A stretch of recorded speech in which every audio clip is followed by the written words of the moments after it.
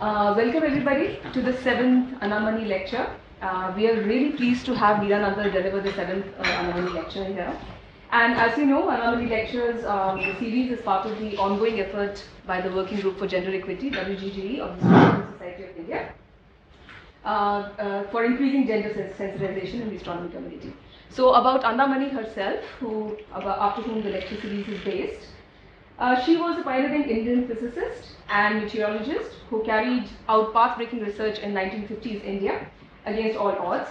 After completing her undergraduate degree in physics from Presidency College in Madras, she undertook research at the Indian Institute of Science in Bangalore. She worked with C.V. Raman on the spectroscopy of diamonds and rubies and published 5 single-author papers. However, she was not granted a PhD degree by Madras University on the pretext that she did not have a master's degree, ignoring the fact that she had obtained a scholarship for graduate studies on the basis of her undergraduate degree.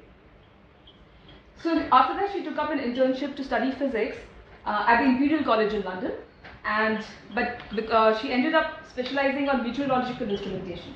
So she returned to India in 1948 and joined the Indian Meteorological Department, IMD, at Pune.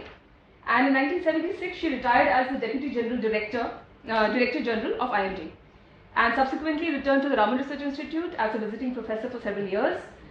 During her career as a meteorologist, Anamani helped in setting up instruments for studying the ozone layer and wind energy, as well as the millimeter wave telescope at Nandi Hills to study solar radiation. She wrote 2 books on solar radiation. Now about Meera Nanda herself, she is a very well-known Indian writer and historian of science. Meera is currently a visiting faculty of Humanities and Social Sciences at IISER Pune, and she was a visiting professor of the history of science at IISER Mohali from 2009 to 2017. After training as a microbiologist, she completed a PhD in biotechnology from IIT Delhi. I haven't got the year here. And following a stint as a science correspondent for the Indian Express in New Delhi, Meera Nanda turned to history and philosophy of science at Indiana University in the US, and later to science studies. And she did a PhD at RPI in the US. Meera Nanda is currently interested in the cultural history of science in India from its early beginnings to the present. So with that, I welcome Meera to deliver the lecture. Yeah.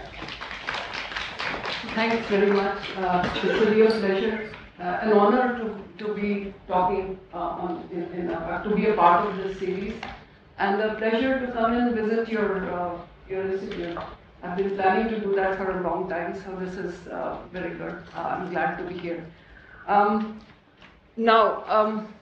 Anamani was born in 1980. Okay. At the time that she was born, more than a century ago, the literacy rate of women was 1%. 1%. 1 in 100 women could read and write. Literacy rate of men wasn't great either, of about 15%, but 1%. Okay. And number of women who were actually, like Anamani, doing postgraduate work in a college or university, you could literally count them on your fingertips, of 2 hands, if not one. I mean, they were true pioneers. Today, the data, the latest census tells us, 2011 census, the female literacy rate is around 60%. 15% of the scientific workforce, 15% only, is female, is women. Both these figures are below the global average. But at the same time, comparing from where we were, we have come a long way. Let's pause and take pride in it that we have come some distance. We have long ways to go, but we are on the right track at least. Every Women's Day, every time the Women's Day rolls around, we all have conferences like this one, where we ask these questions, why are there so few women? Even when women are in the pipeline, why does the pipeline leak, right? Women drop out of sciences, even out of elementary schools. The dropout rate of girls is much higher than those of boys. And we wonder, why don't women feel really at home in scientific institutions? why sometimes they're made to feel as if they are taking a place which legitimately belongs to a man. Somehow they have intruded in, they don't feel at home. For a variety of maybe implicit, explicit statements of, I won't call it sexism per se, but it's like, what are you doing here kind of a thing. It's still very much in the air, unstated or stated. Women don't feel, even successful women, I've heard stories, I dropped out of science a long time ago. But so you guys know it better than I do. I'm not here to sort of hold a mirror to your own experience. You know how it feels to be women in science better than I do, and I'm not going to be talking about that. And on these conferences, we all sort of brainstorm what can be done to make life better, how to retain, and why, so that women should achieve the status that it is sort of in keeping with their abilities. They shouldn't be held back. So we have been brainstorming these things, I don't know since when, since this awareness that, there is a problem about women in science emerged in the academic world. So, what am I going to talk about? I decided, I teach history of science, okay? That's my specialization. So, I really cannot add anything more to your own struggles, which have brought you here and which are going to take you further and higher up in your career paths. I can't add very much to that. What I decided to do was to these perennial problems that we keep talking about, hey, what to do about women, I decided to historicize those problems. I decided that let's look at the place of women in the scientific world. In fact, not just the scientific world, I'm going to go beyond just the sciences. I think of it as, draw it on a larger canvas. Women and the life of the mind, okay? Intellectual life, opportunities to exercise their minds, whatever field they choose. And you will agree with me, for cultivating or even entering, having the space, little bit of space for cultivating the life of the mind, an absolute basic necessity is access to formal education, to literacy. You will grant me that, right? Without that, I'm not decrying that there is very wise women who never went to school, and I'm sure they are there. But formal participation in the public space where ideas are born, ideas are discussed, participating in that space of you need access to literacy, to education. And so it's not, what I'm going to talk about is not limited only to so-called STEM, science, technology, and mathematics. It's not limited to STEM. I'm going to be talking about something more basic, access to institutions of learning through history. And what I'm going to talk about is not limited only to India. I will be putting the historical experience of women and their access to institutions of learning alongside with the story that happened in Europe. Now one could say, why am I doing this? Why not stick to India because we are here in India? As a historian, I am a committed believer in comparative method. Your strengths and weaknesses of your own little context show up when you put it alongside with a similar story unfolding somewhere else. Comparison brings out your strengths and the weaknesses of the situation that you are faced with. Besides, science is global, right? So is sisterhood. So I don't see why one should not look beyond India's borders to understand India better, right? Indian women's situation better. And that's what I'm going to do. Let me start with, I teach history of science, okay? I have been teaching a core course in ICER meant for first year students. They're fresh out of school. And we talk about, it is a history we covered like from the classical times, from about 500 BCE. On one side are the classical Greeks, the famous Athenians, Plato's and Aristotle and Euclid's, you know. And on the other side, running on parallel tracks are the Vedic Indians. And we go through, then we cover about 2000 years of history, of scientific history. But focusing eventually on the scientific revolution. The Renaissance period, starting from 16th century, when Copernicus overturns Ptolemy's geocentric universe.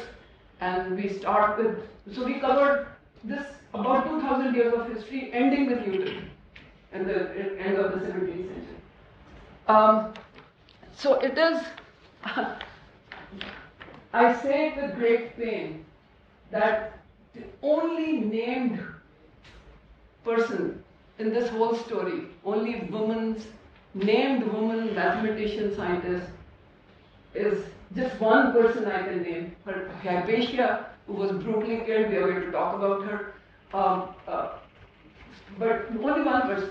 The rest of the story, you know, if a Martian was to visit, who knows nothing about life on Earth, was to somehow end up in my class, that Martian would be convinced that humanity is made up of only one sex. There are no women in the whole story, 2000 years of scientific achievement, which opens the gate to modern science, not a single woman. All right? Now that is something one has to think about. Why is it? I mean, what's going on here?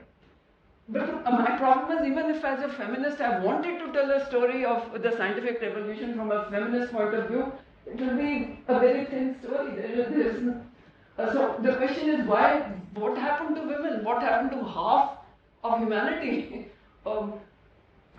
Is it because, feminists have tried to answer this question, why are women missing from action? Is it because histories of science are written by men? That is partly true, especially in medicine, history of medicine and biological sciences. Women were the primary caretakers. They were the gatherers of the herbs, that medicinal herbs. They knew but their knowledge, their names have been erased. When you read, the ancient text of Ayurveda or Hippocrates in Greece, where did they get this pharmacopoeia that in Ayurveda had some 500 herbs? I bet these men didn't go around checking it out. They were already available in women's cabinets. So women were the primary caretakers, but their names, you don't encounter them. So it is possible. I'm talking of why is it that women are missing? Some may say that's because history is written by men. Yes, I don't dismiss that argument. But even if a history was to be written by women, by me, I would have a hard time finding women actors. Why? Because it is just cannot be doubted that the foundational concepts of the natural, it used to be called natural philosophy before it became science. The fundamental concepts of natural philosophy, mathematics and logic, are created by men. Okay, there is just you can't gainsay it just because you want a woman's history.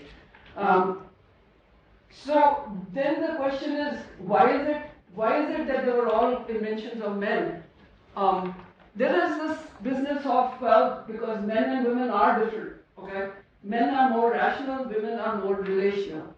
We relate to wider, we think more emotionally, we are more empathetic, we're more caring rather than more incisive logic, etc. This whole business that there is an essential difference between the sexes is, there are two streams of this way of thinking. One, of course, is utterly, in my opinion, reactionary way of biological determinism, that there is something about women's biology that makes them different from men. in my opinion, except for the fact that women can bear children and men can't. I don't buy into biological differences not because I'm a feminist, but because the evidence does not hold.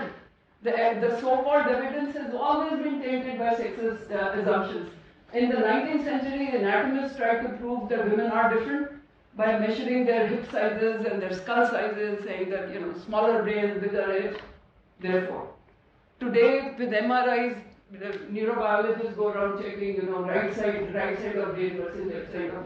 Most of these projects, they don't stand up to rigorous testing.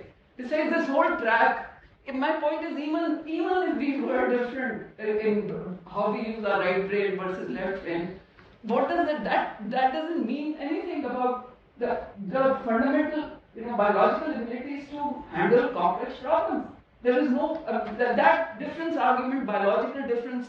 I refuse to accept that argument. There is another kind of argument for difference that even some feminists have bought into. It's a way of thinking which is broadly labeled as difference feminism, in which feminists say, well, yes, maybe we are different and we need to embrace our difference. Maybe it is good. We are in this terrible world that we are in because of the male logic, the violent, lacking in all connections, reductionist logic is male way of thinking. Let us rediscover our femininity. And so there is a whole bunch of cultural, what they call cultural feminism, difference feminism, which is looking for reclaiming the feminine. Okay? I remain not persuaded by these arguments because it is taking the centuries-old male-female binary, turning it around and putting positive value just to what? To make yourself feel better? I mean, it's in my opinion, a politically defeating ideology to try to reclaim your femininity. And more than anything else, these theories of difference, whether propagated by anti-feminists or feminists, they are unnecessary, they are superfluous. This question of why there aren't any women in history of science has a much more simple, evidence-based answer. The history of science has been a history of exclusion of women, from the institutions which could have opened the doors for giving women the ability to participate in the life of the mind. History of science, let me repeat, is a history of exclusion of women. And that is, I call it in the title of my talk, it's been an obstacle race. These exclusions were not written in nature. These were socially created exclusions. But that is the institutional problem. Before going into whether women are different and should we become more womanly, let us examine the evidence which is staring us in the face of how we were just kept out. And keeping half the humanity out is not a joke. You can't do that. You will need stories. You will need some ideological stories to back up the exclusion so that even women buy into it. That yes, it is right that we should be excluded. Okay? That is where religions do their job. That is where patriarchal ideologies come in to make it seem natural. That of course women's sphere is at home. Let men do the dirty work, and let women take care of, So these patriarchal ideologies end up making these exclusions seem like fair and just. And so that's for the time I have, I'm going to unpack both the institutional exclusions and the ideologies backing them.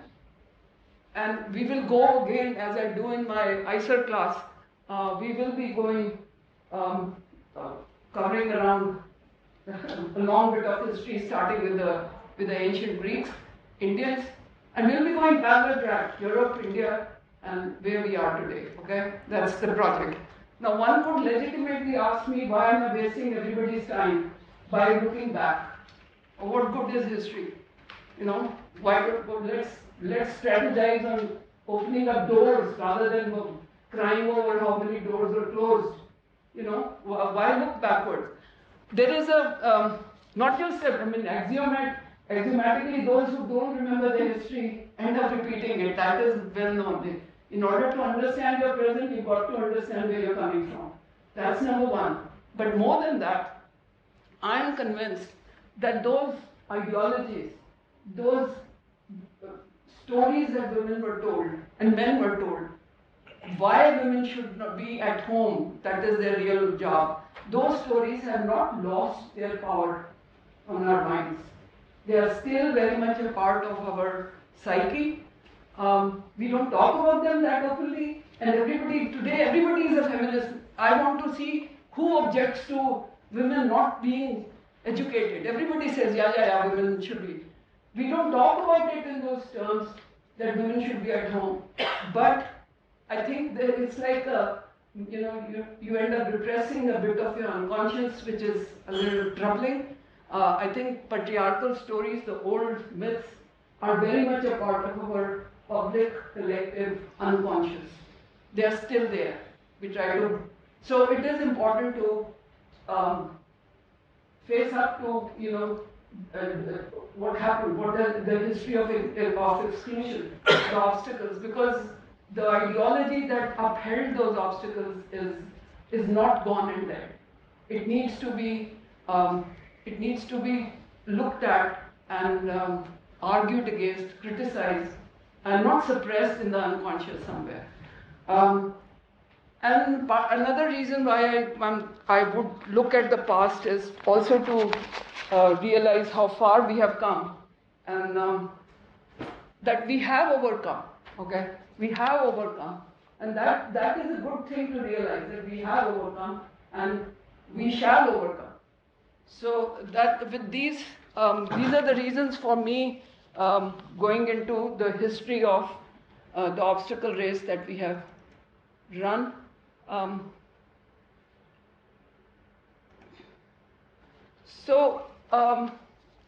I will start with around 500 BCE, classical Greece, Vedic, well, it's sort of late Vedism.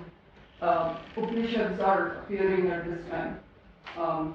But it's, I would say, from 500 BCE to the beginning of the Common Era. If you look at these two cultures, both of them notable for their great philosophical activity, great schools of philosophy which emerged. Both Greece, ancient India, and Vedic India and ancient Greece are famous for their their reflective mode of thinking about what is the cause of things, what is stuff made up of. Beginnings of natural philosophy begin in both these cases. One thing that two cultures share is both cultures worship nature and reason as feminine, while there is not a single woman to be found who is philosophizing, who is actually an actor. But yet we worship. This is the picture of Athena. She was the patron saint of the city of Athens. This is, of course, we are familiar with. This is our own Saraswati. This is a picture from a 10th century temple. This is Saraswati as today. A point I'm trying to make is simple. Reason, wisdom was given a feminine form and worshipped as a goddess, while real flesh and blood women were excluded from what? From one, in Greece at this time, there are in fact number of essential differences between classical Greece and Vedic India at this period. The first difference, and remarkable difference, which most of us don't pause to grasp the significance of it. Ancient Greece around 800 BCE invented the alphabetic script. There had been writing system, hieroglyphics of Egyptians, the cuneiform of Mesopotamians, but they were not alphabetic.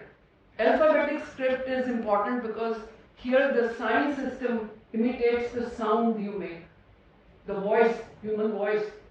Other scripts, they are trying to imitate the shape of the object. You know, it looks like a bird, so they will draw some squiggles which are birds. They are logographic, these are alphabetic. The point of alphabetic script is you can say, you can write anything that you can say, anything that you can think. In logographic writing, try writing a verb that I am going. It's very hard to write action words or thoughts which do not correspond to objects in life. Logographic writing has a problem with it. With alphabetic writing, anything that you can think, anything that you can verbalize, you can write. So this was one of the crucial inventions of Greeks. They took a non-alphabetic script borrowed from the Jewish people, Semitic script, and turned it into an alphabetic script. That led to, in ancient Greece, a huge flowering of literacy very early on, very early on. Especially by the time we come to this classical period of Greece, where city-states have become democratic. Athens, patronized by the goddess of Athena, was a city-state which was run democratically through direct democracy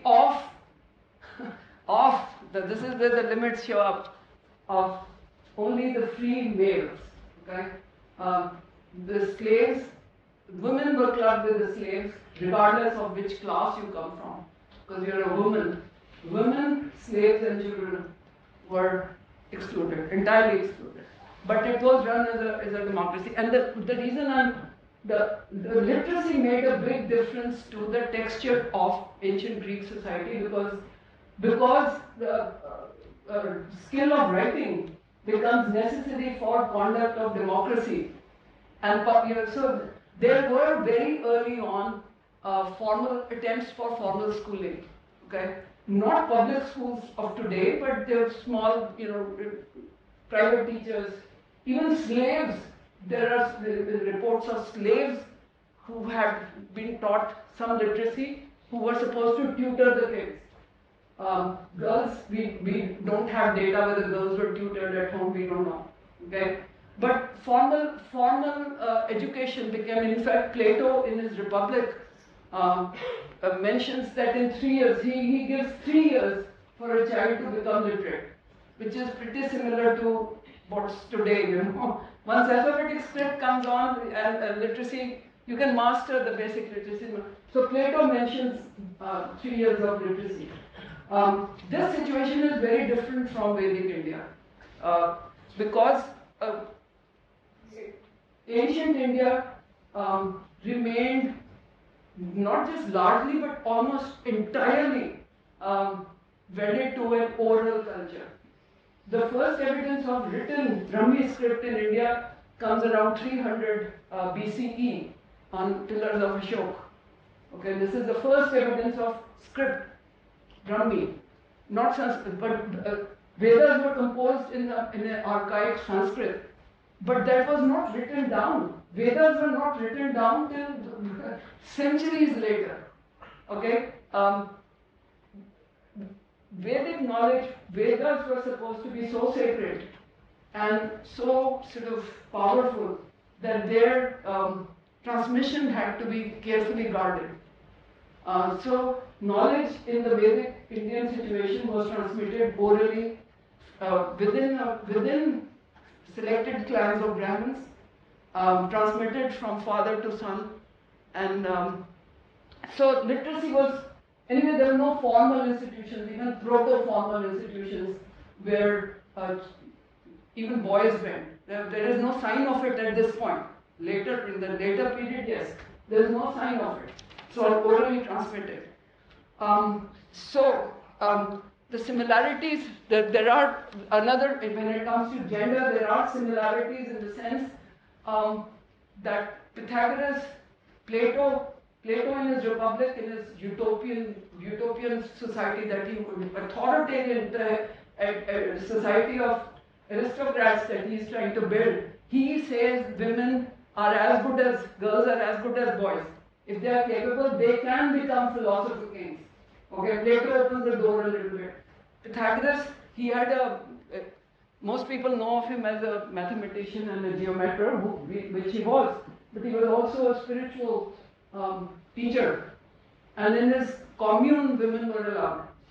So there are these, Greeks can point to, we had, Plato said, yes, women can come. Likewise, we in India, we had a Gargi, we had a Maitreyi, we pick on these exceptions here and there.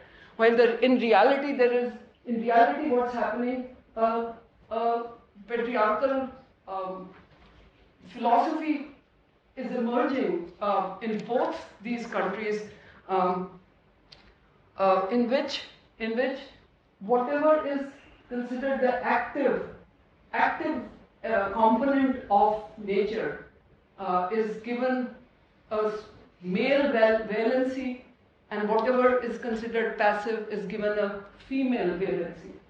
And activity is preferred over passivity. So gender gets built into the natural philosophy itself. I'll give you. Aristotle was one of the most influential philosophers of this era, whose influence actually goes on till it's overturned in the scientific revolution. He defined conception of nature.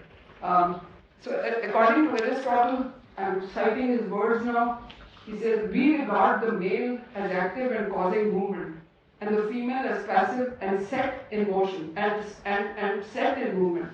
While the male active and female passive, it has to do with Aristotle's understanding of how nature works.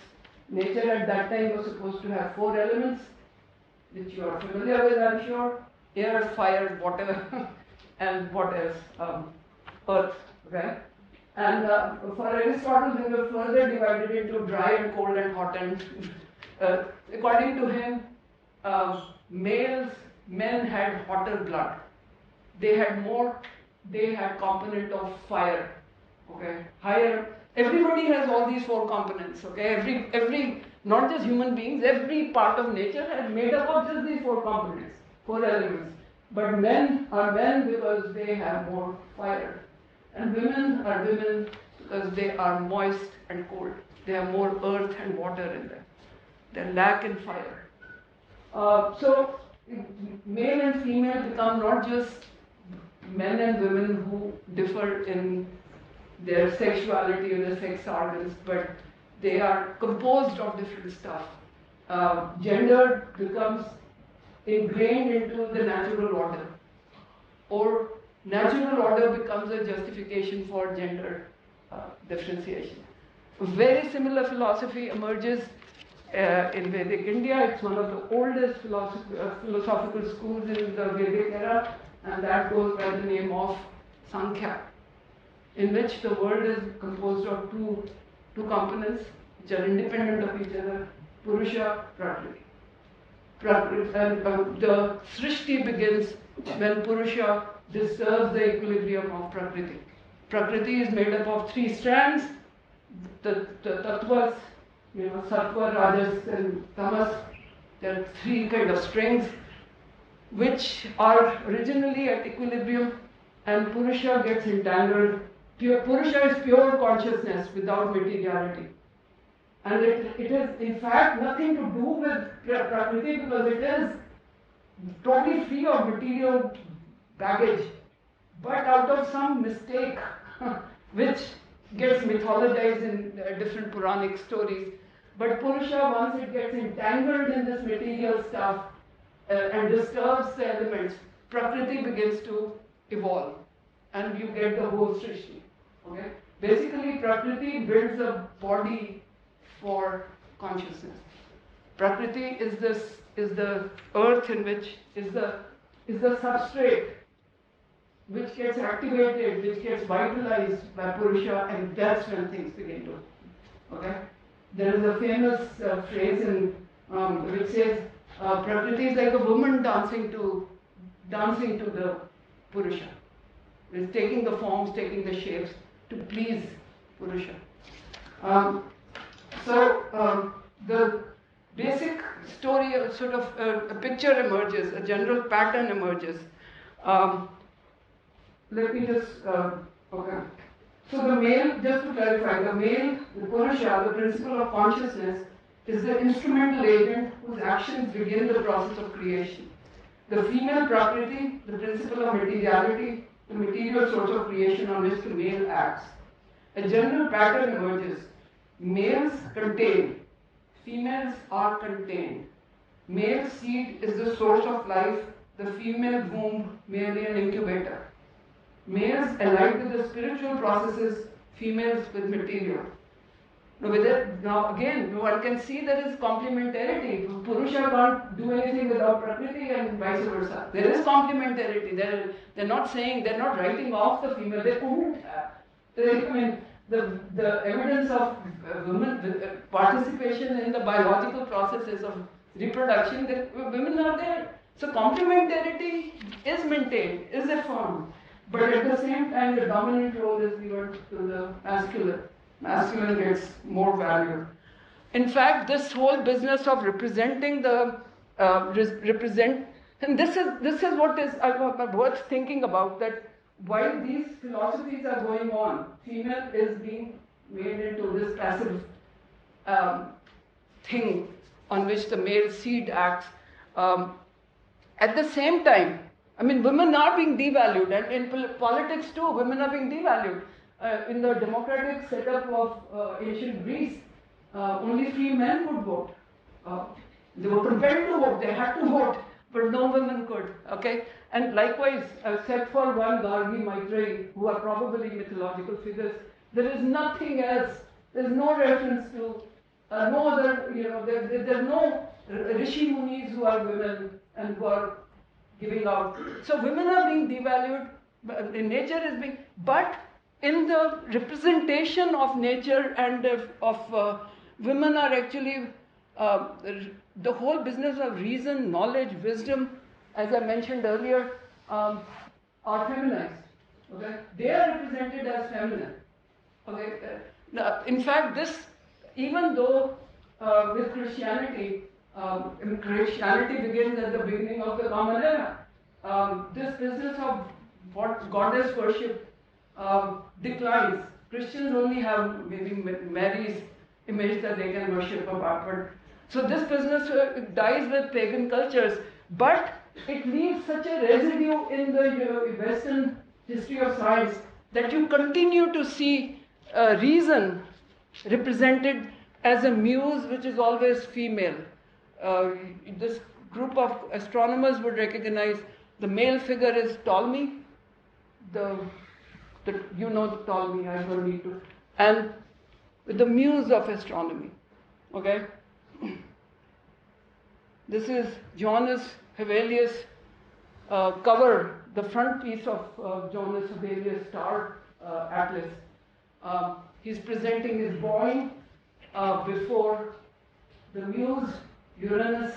Muse of astronomy is always represented as a female. Why there is no female? There is no female to be seen anywhere amongst them. And the background surrounding Uranus are all the major astronomers of the era. The Hevelius is 1687 post Copernicus, post Galileo. So they're all included from Ptolemy onwards. The names are printed on the top. The muse remains female, while not a single woman participates in this whole process. This is actually, I find this cover to be amazing. This is encyclopedia, I don't know how to pronounce it in French, but encyclopedia I would call it. It was a major record of all that humanity has learned that was put together in the 18th century by Detroit, and two important philosophers of the Enlightenment. We are now in the Enlightenment period. This is in the center, the woman figure in the center is the truth, and she has a veil on her face, which is being removed by reason. There is one figure of reason. And the rest of these, if you look at it closely, all of them female figures representing geometry, botany, zoology, arts, sciences.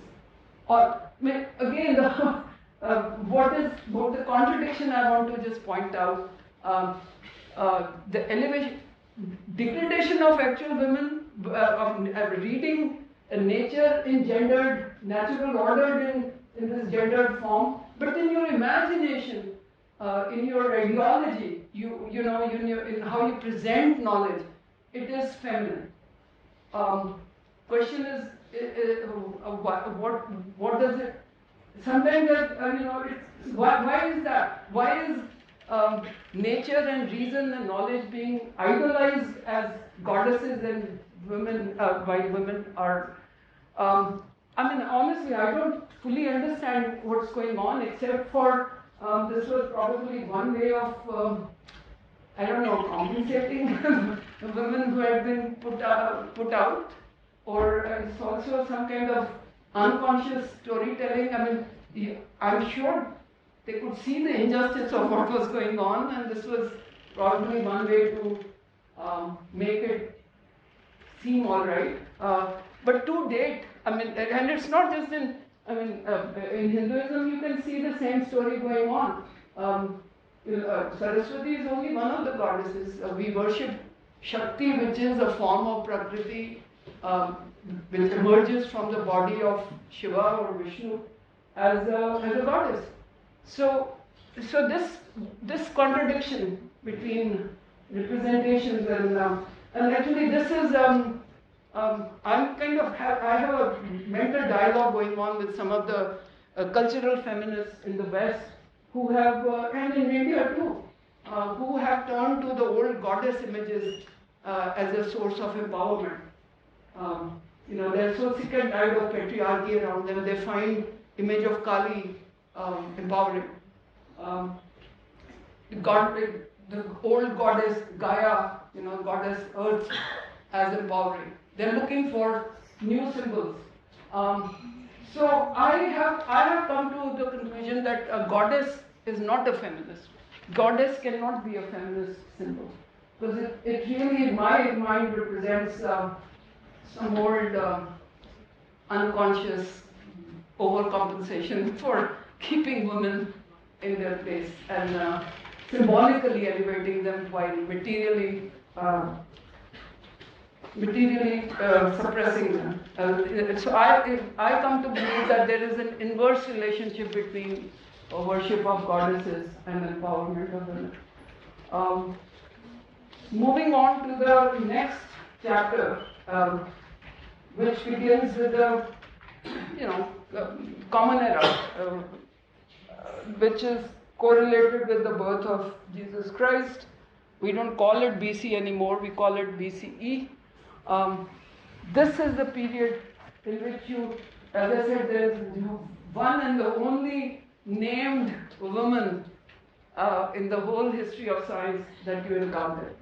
Her name, as you probably know, is Hypatia, the central figure.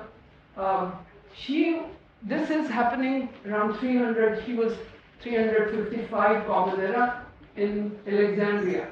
Library of Alexandria, an important place for scientific. That's where Ptolemy worked, for example. Hipparchus, Ptolemy, they all are part of this Alexandrian school.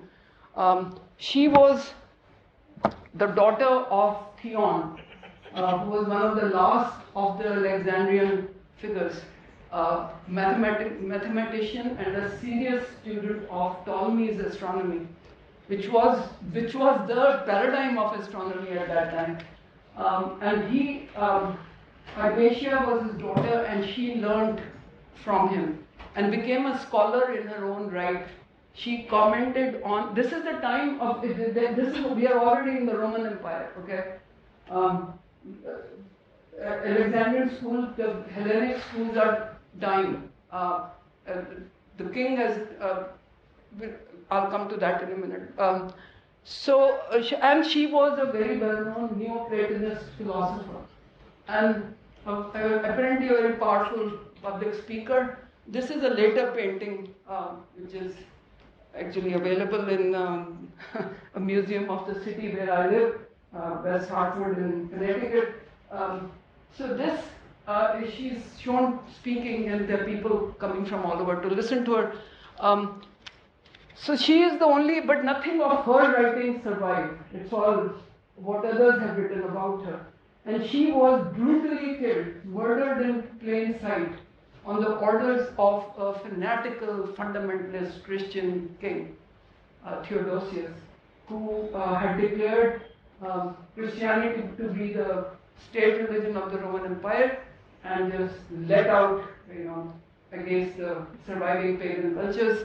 So she meets a sad end, and she, believe me, is the only female figure who made any appearance in the. So what is happening now in the first era, the first millennium of the Common Era, is the Roman educational system, which had Greeks knowledge is being incorporated into the Roman Latin-speaking culture. There are some grammar schools for boys, etc., but nothing great, nothing very substantial. Romans were they were not pursuing scientific idea. They were more down to earth engineering types.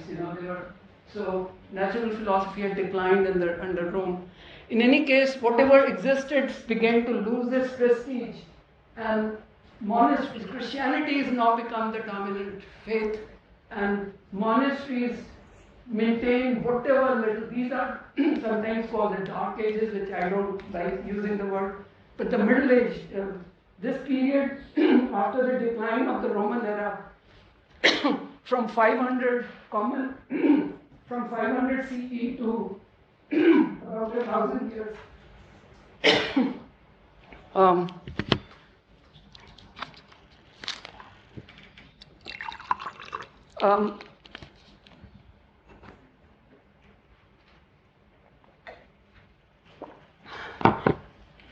Christian monasteries became the only educational resource for people in the West, for both boys and girls, because other secular sources had shrunk. But for women, laymen could join monastery schools run by churches as lay people. There would be day students going and coming home, learning some basic. For women, their only choice was you got to become a nun. Okay? Those women who wanted a life of the mind had only one choice available to them, to join a convent. And many notable women did. I'm not going to. There were Hildegard of Bingen and all. There were well-known women who composed music, who wrote on medicine and cosmology.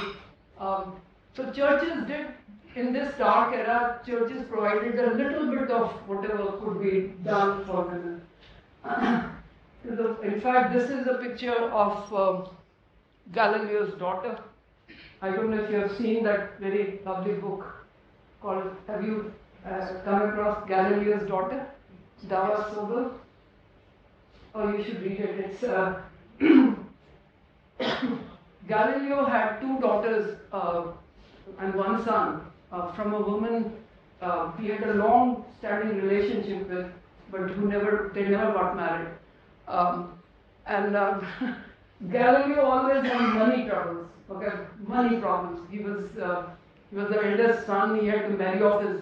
That time dowries were required, and he had to marry off his sisters. And he was always trying to make money. In fact, his telescopes were a big hit because he could earn some extra cash. So his daughters, he took this pragmatic way out, and he figured that he can't afford to get them married.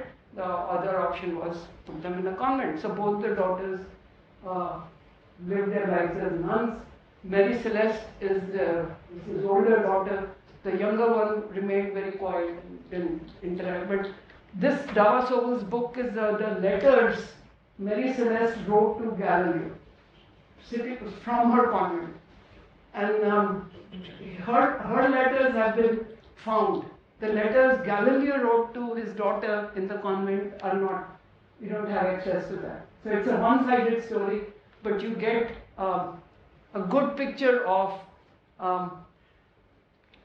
the life and times of Galileo. And so the reason I'm just showing you this is obviously a smart kid, but that's all she could, that's the only option for her was joining a monastery. So this is going to continue till the end of the first millennium, and I want to, in the spirit of comparison, now monasteries look like horrendous things, something.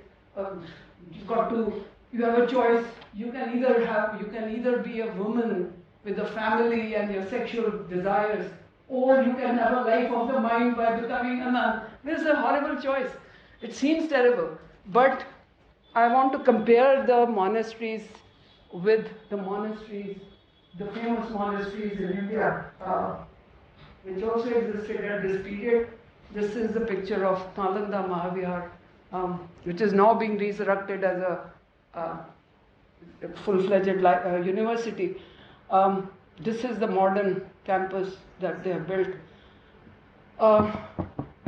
This is a Buddhist monastery. It's a mistake. People call Nalanda university. Today maybe they are trying to make a university. Today it is a university. But in history it was not. It was a Mahavihar. It was a Buddhist monastery. So comparing monasteries to monasteries, Christians and Buddhists, not a single evidence of women's presence in Nalanda. We have extended records from 3 Chinese pilgrims who came looking for Buddhist texts. They spent extensive period of time in Nalanda. The only time a woman is mentioned is when students are expelled because of participating in tantric rites, which included some dancing girls. Women were not included at least the Christian monasteries in that provided some way. Here you did not have the option. So the Buddha, it is, I also used to think that Buddhism is was at least more open to women, but historically that is not the case. Women were allowed to become nuns, but their status was really very, very inferior to the male this thing. And for higher education in Nalanda, they were not allowed to join in as students. Apart from the Buddhist, we have entered what I call what happened? The age of Dharmashastras, the epics.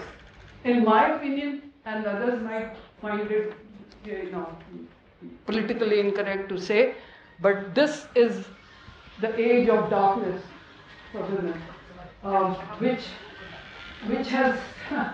never lifted till we encounter the modern schooling system in the 19th century.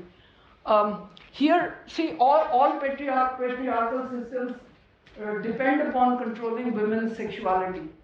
And the reason is, how would men know if the child is theirs or not? So the only way you can do it is by putting restrictions on women. In India, this basic patriarchal system got wedded to Varnashram. The only way you could prevent a woman, high caste woman, from having a child with a Shudra and producing a Chandal, and I'm not making, these categories are there in all the Dharmashastras. Where is the 5th Varna coming from? There were only 4 to begin with. But Pancham kahan se aaya?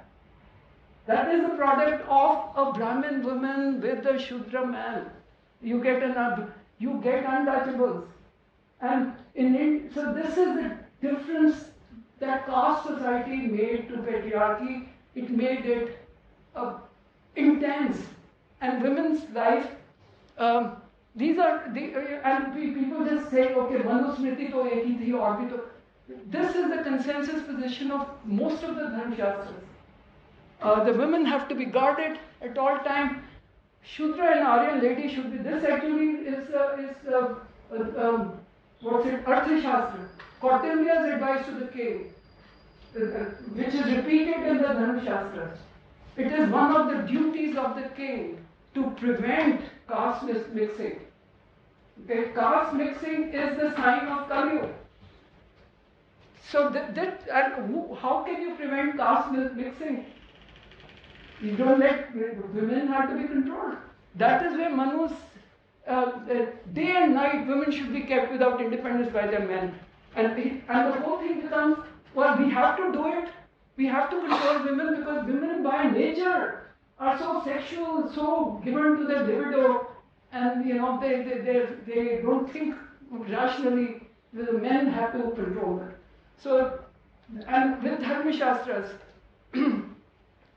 while 4 ashrams are being defined for boys and men, which you are familiar with, right?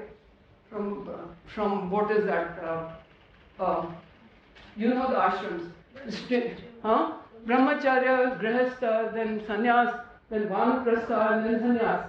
Right? Men have 4, and you get initiated with the Upayanas ceremony, the sacred thread. These are 3. The twice-born caste can have a sacred thread, and they are sent off to Gurukuls or Acharyakuls.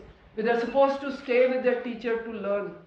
For women, officially, there was only Upayana, only sacred ceremony for women was marriage. Marriage ceremony is the Vedic rite of passage, which is Manusmriti. Serving a husband is like living in the Guru's house. The household is like attending to the Guru's fire. So the Brahmacharya, all the various stages that men were supposed to, expand their horizons, learn the Vedas, become adults, was all contracted into one ashram for women, which is marriage.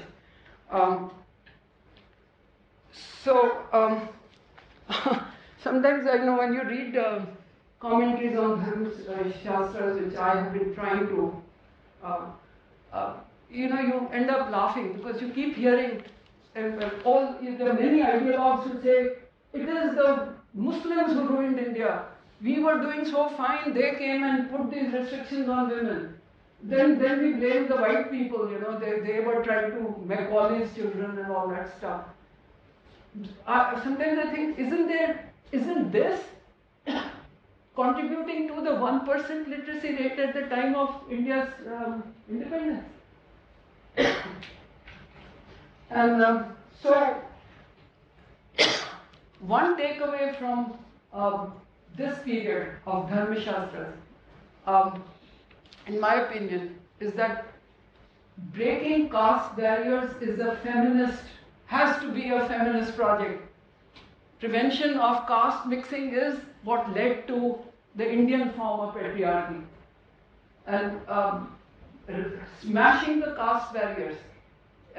In fact, this is where Ambedkar, in his book, Annihilation of Caste, it's very clear. This is the only way caste will disappear from India is when people start marrying across caste. And that is one thing that's not happening. Even today, endogamy in marriages is the dominant form of marriage. People marry within their caste. But so my one takeaway, if possible, is that questioning caste, breaking caste taboos, is a feminist project. And then what I'm saying is nothing very unusual actually. If you women's suffrage in the West were also anti-abolitionist at the same time, anti-slavery at the same time. You can't have justice just for one group of people while the others are. You can't do that. So this is important. Alright, so we move on to the next chapter, which is the beginning of the second millennium. This is the age of the universities. Okay? the great Western. Look, by the way, one more thing about the age of the Dharmashastras, as I call it. There is ample records of kings giving out agraharams, temples setting up pathshalas, acharya kulams and stuff like that. There are inscriptions. There is evidence that Indian educational school was moving on. I mean, they were not just monasteries, but there were these temple schools, there were these porch schools where students from a village or small community would be taught by a Brahmin or a teacher or for a fee. So it wasn't as if we were lacking in educational institutions. But again, no sign of women, no record of girls going to school. I'm sure they were taught a little bit at home by their mothers. We don't know. All that is lost to history. We have no way of recovering what was going on because all the inscriptions are about boys with their initiation services, Pailan and the whole ritual is very well described. And again, this is a problem in history. You don't know how closely the texts were followed. No way of checking that. But the majority of the texts indicate that education was valued, formal education was going on without any presence of girls. Alright, so we come to the founding of universities in the West, which in my opinion is one of the biggest, because these universities were unlike, here are some of the the oldest university, all of them are still functioning. All of them are Bologna, Paris, Oxford, Padua, Cambridge, and as we know, the University of both Bologna, Padua, Cambridge, they are going to play a crucial role in the scientific revolution. Newton will spend all his working life in Cambridge. Padua is where Galileo taught. Padua is where Andreas Vesalius conducted his human dissections. Bologna is famous for a reason which should make us women feel happy. But I'll come to that in a minute. These are just pictures of the older parts of these universities. Now they are, of course, different from what they were earlier. This is Padua. For reasons which are not entirely clear, one university out of all of them, University of Bologna, remained open to women. No other university, universities were formally closed to women. No entry, no chakkari, you can't enter. But for reasons which had to do with just a local tradition, and it got linked to the pride of the city. These were city-states of Italy. Bologna just had this tradition that we let women become professors. So that allowed, I don't know if you've heard of this woman's name, Maria Agnesi. Students of mathematics in my class seem to have heard of her. Agnesi, the witch of Agnesi. It's some complex mathematical problem which I claim no understanding of. But she was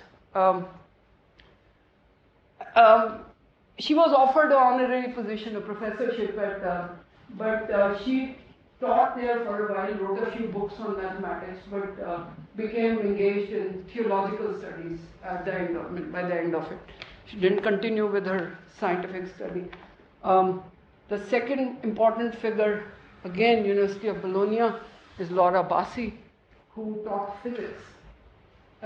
This is all post-Newton, so the things. So this is to be valued for whatever it is. But apart from these, and a couple there were other women. I'll come to the astronomy bit. There were other women. That is what impresses me about women. Just a little bit of opening, and they would make full use of it. There are stories, especially in biological sciences, because fine arts was considered a womanly activity. So you find women becoming illustrators, which before the coming of the camera, illustration was how you studied science. So they became illustrators, they became wax modelers of dead bodies, for which doctors doctors would learn from those wax models. So women made full use of what they were trying to do, full use of the opportunities they got. There is actually, there are two things I want to say about the universities. They were formally, by law, closed to women. They were not to be admitted. And it's not just women have run obstacle race where institutions are closed, but what served the purpose of a university actually came at the cost of women, especially in Protestant countries. Oxford, the very well-known Jesus College of Jesus in, what's it called? Sorry, 1 second. The Jesus College of Cambridge University was built on the land taken from a convent, it's called Rudiger Convent, which was an important place for women's learning. In Protestant countries, kings were acquiring the Catholic lands. So what served the purpose of universities ended up sometimes coming at the cost of women's opportunities. There is a very moving study which has been published in a very important journal of history of science called ISIS, which describes a case of a woman in University of Krakow in the 15th century who really dressed up as a boy, who hid her identity and was considered a very diligent, very serious, intelligent woman who was trying to learn. But she is caught out.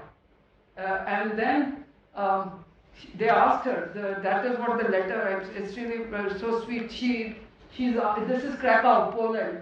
And she's asked, why did you do this? She says her words are for the love of learning. But she's expelled, but thankfully taken to a convent where she becomes the mistress, the abbess of the convent.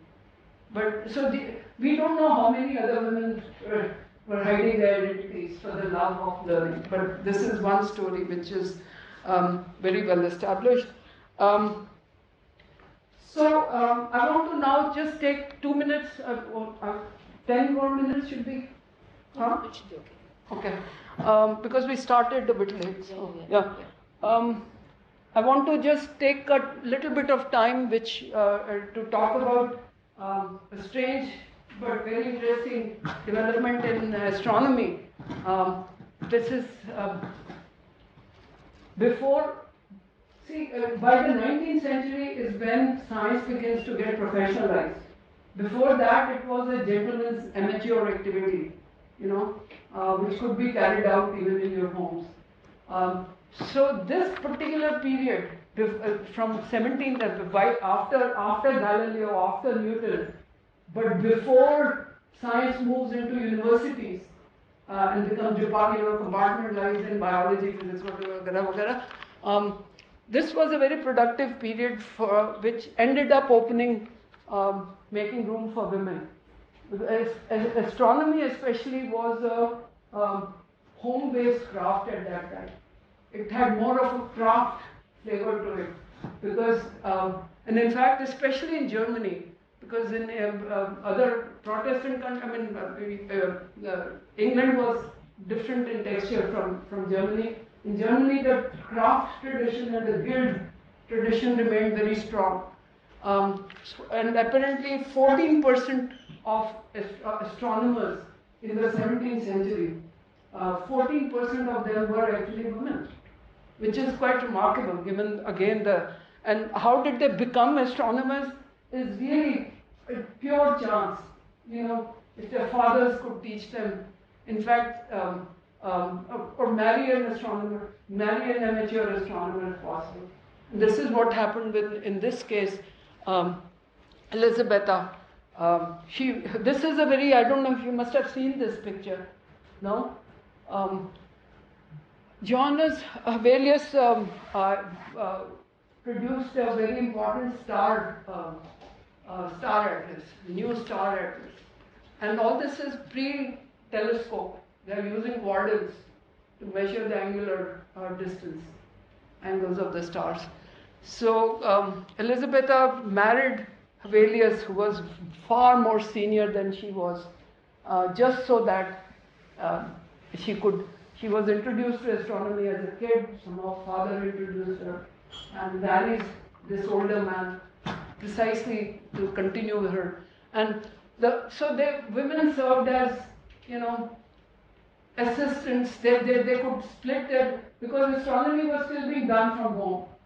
Okay, Hevelius had a big house in Danzig, Germany, and he had put these quadrants on top, so they could take turns watching the night sky and produce star atlas. I don't know if you are familiar with this name, Winkelmann Kirsch. She is actually quite a heroine of astronomy before astronomy becomes professionalized. She was married, in fact, in her case, Mr. Kirsch was 30 years her senior. 50 years a senior. She married him with an express purpose of continuing with her work in astronomy. And her story is actually very, very, very sad. She and Kirsch again, working, and they become affiliated with the Berlin Academy of Science. At that time, Berlin Academy was making money by producing calendars, okay, astronomical, lunar phases and stuff like that. So these guys were making the calendars, and she was fully everybody knew that she was the assistant, but she had no salary, no recognition, nothing. So Mr. Kirsch dies, and she applies to the Berlin Academy to let her be an assistant, continue, and because in the guild tradition, a widow could keep a job. So she applied for that. She was rejected, and she actually then becomes very famous for discovering a comet. Okay, no, that happened before Kirsch dies, but she was well known for having discovered a comet, and people like Leibniz and all were trying to promote her in the courts, but nothing happened. She was let go, and her son was later on hired as the chief calendar maker in the Berlin Academy, and she was then hired as the assistant of the son. That to me is just mind-boggling, but this was the reality of how difficult things were for women at this period. One second, where am I going now? So what is the takeaway from this period of history? In my opinion,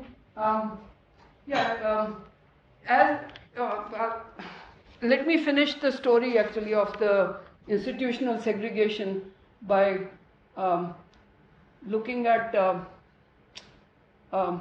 academies. We have the Royal Society of universities become sort of hidebound activity. Actual scientific revolution happens in the academies. The Royal Society of London in 1660, the Academy of Sciences in France and Paris, which starts in 1666, and the Berlin Academy in 1700. Now, one would have thought, with scientific revolution, everything changing, Earth becoming a planet and all the rest of it, one would have thought there would be some rethinking somewhere. But academies remain totally closed to women, as is well known. Marie Curie, with her 2 Nobel Prizes in 1910, applies to become a fellow of the French Academy of Science, and she is resolutely rejected. Her application was put to vote and lost 90 to 52, and a resolution was read that it was eminently wise to respect the immutable tradition against the election of women. So that's the end of Marie Curie's application. For the first time, French Academy allows a woman, elects a woman as a fellow, is in 1979. As late as that. Royal Society of London, 1945.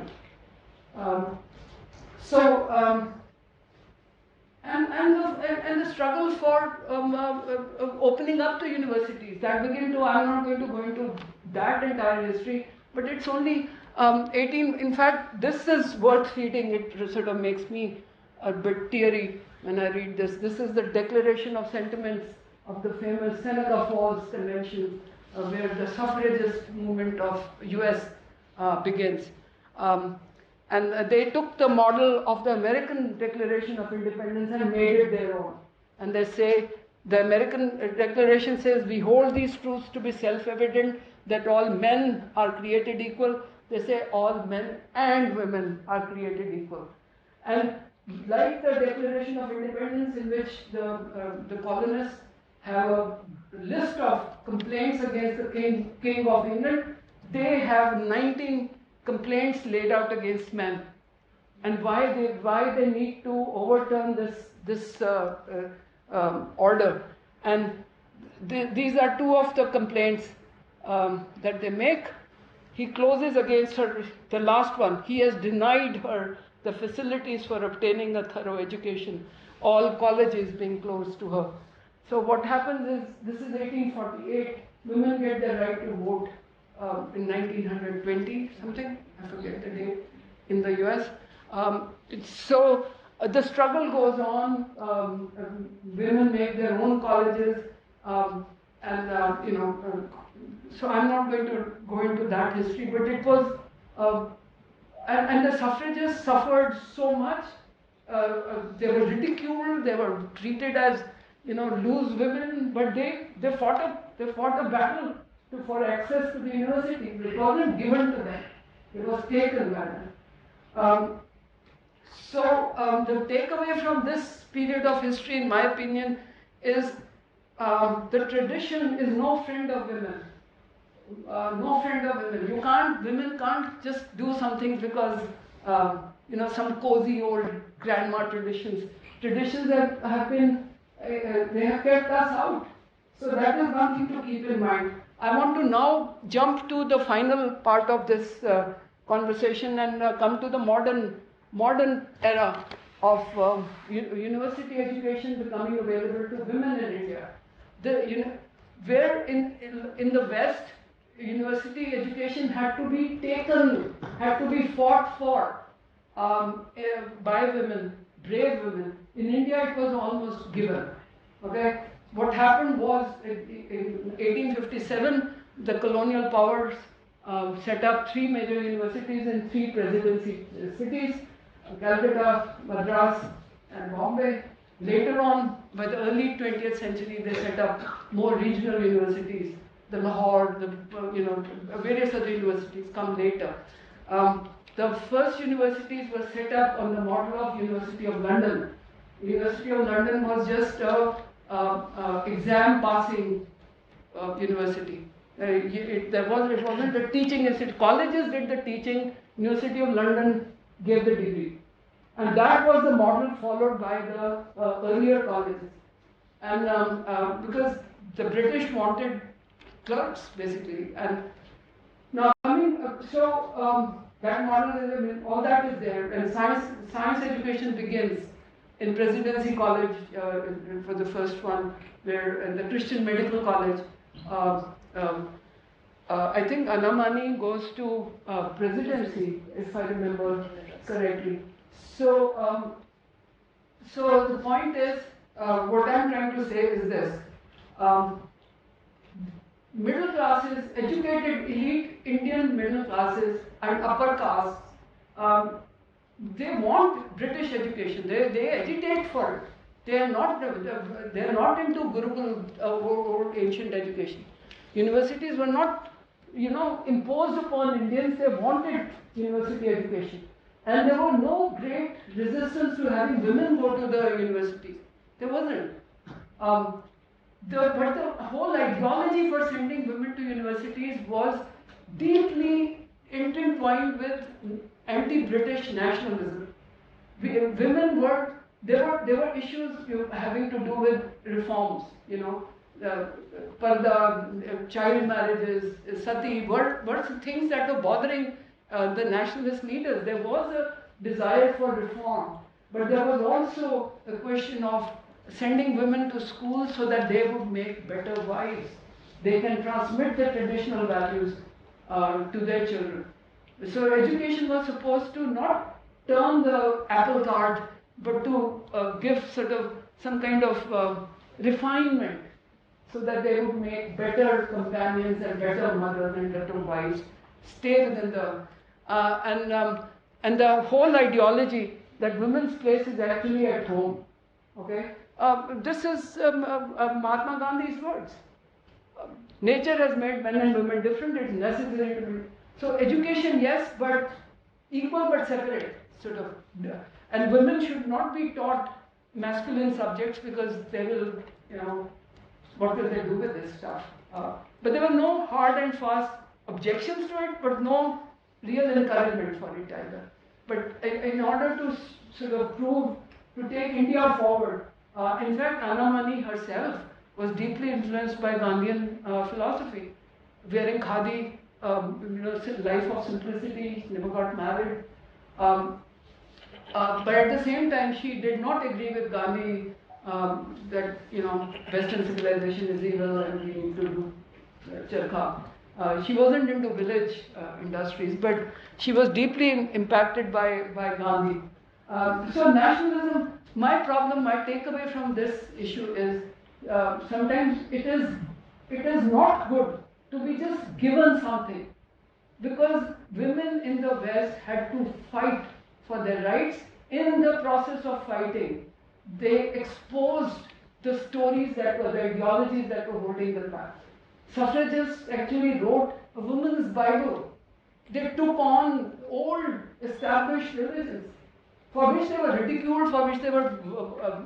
But the point is, unless you fight for what you are getting, you don't take the rest of the society with you. You don't question the ideologies that had been blocking your path. You just take it for granted that I'm at university जा रही हूँ.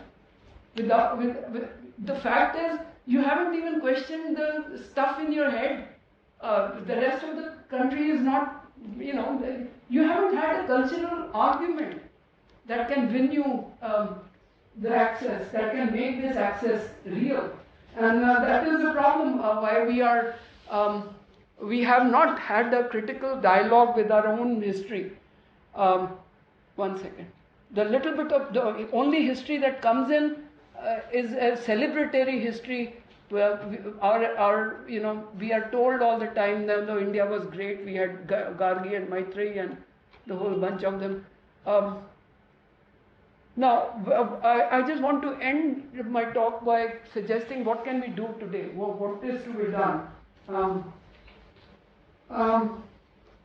Two things I want to, in fact, this is something I read in the New York Times just yesterday, which makes women's unpaid labor is worth $10.9 trillion. And one data, this story, unpaid work, okay, of mothering, caring, cooking, cleaning, without which men will never be able to do anything of meaning. This particular story hit home because they did a comparative study. India comes the last. In India, the figures are women spend 6 hours on average on doing unpaid work, while men 52 minutes per day. 6 hours, 52. The gap between the genders is the widest in India. If you know what I mean, there's domestic work. And if you were to put monetary value on it, even if you were to pay them minimum wages for what they're doing, women would have earned trillions of dollars. So we are. Then this story suggested to me something which I think is a relatively radical idea. In Iceland in 1975, I don't know if you know this very famous strike by women, 1975. The idea was at that time the International Women's Day had just started, and women decided to call it International Women's Day Off. Okay, we'll take a day off. They decide 90% of women of Iceland decided they shall not cook, clean, take care of children, nothing. The bloody society came to a halt. I mean, employers didn't know what to do with the children. There was no food. They just brought it to a halt, and that is when, in the next year, government of Iceland passes a law of equal wages for men and women. Okay, I was thinking maybe because I look not just in sciences, everywhere. Women are doing double, triple shifts, for which they get no recognition, and which which stand in the way of their career advancement. So perhaps one way to do it is, let's take a day off on the Women's Day. Let our words be recognized. Second thing I want to state, and that is something of great personal interest to me, is that just like caste is a feminist issue, I think privatization of education is a feminist issue. And I want Women's Science Day to go beyond just the scientific community and connect with the women outside of privatization of education is a feminist issue, because I can see many families, middle class families, taking loans to send their boys, sons to private schools, exclusive schools. But and myself, I'm a product of public schools. If it weren't for the fact that there was an excellent university campus, Punjab University, in the city where I lived, I don't know what path I would have followed. So yes, politics of education, economics of education, good quality education available for all. To me, that is that feminism cannot be just about women. Feminism has to be about justice, and that is where I will end my talk today. Thank you.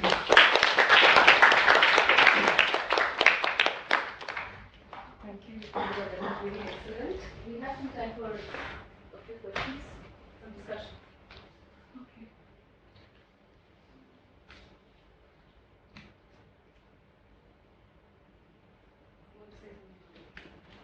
Can you just elaborate the last point you said, that where like for son people can take loans and send it? It's very obvious for me. I've seen several places or families to do that. Yeah. So in say like from my experience, like girls, daughter and son both are going to school, but after a certain level of education, they think that only men or son should get job, and but for a girl child, that thought is not there. You get a job. The education level is there, that okay, they should go to school, even college also. When it comes about job or profession, that thought is still lacking. Yeah. And that's the point I was trying to make. Professional colleges, where you can, medicine, engineering, MBAs and all. If you, I can imagine a middle class parent taking out a loan to advance their son's careers, because for them profession is important. For girls, क्या फर्क पड़ता है, BA हो गई बहुत है, लड़का ढूंढो काम करो. If anything, they will save that money for the dowry that they have to give. So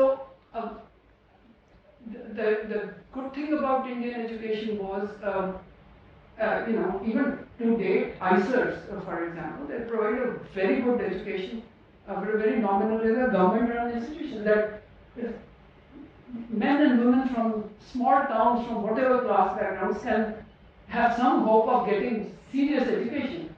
If there were only Ashokas and flames or whatever, I'm sure women's education is going to take a step back, because this is patriarchy.